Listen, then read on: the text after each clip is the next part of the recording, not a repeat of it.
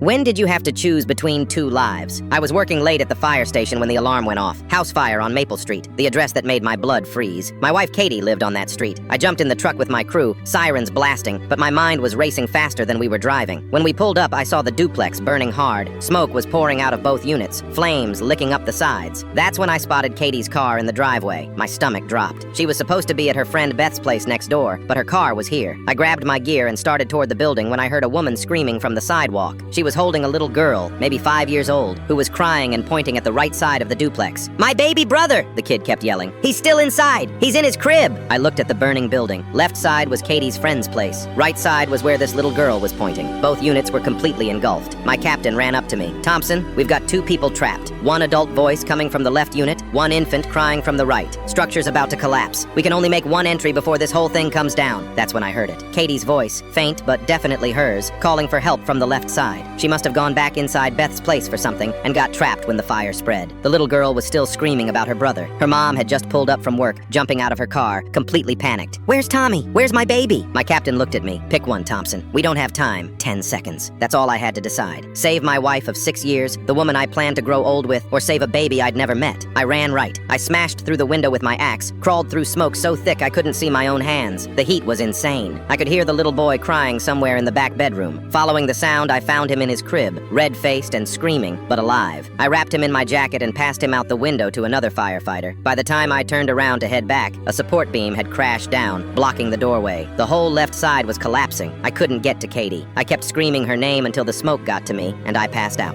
3 weeks later, I was sitting in the hospital when the baby's parents came to visit. The mom was holding little Tommy, now healthy and giggling. She hugged me and cried, saying I saved their whole world. I just nodded. I couldn't tell her that saving him cost me mine. Katie's funeral was the hardest day of my life. At the graveside, Tommy's dad handed me a small silver charm. "She would want you to have this," he said. I looked down. It was engraved with, "You were there when it mattered." I still wear it every day next to my wedding ring.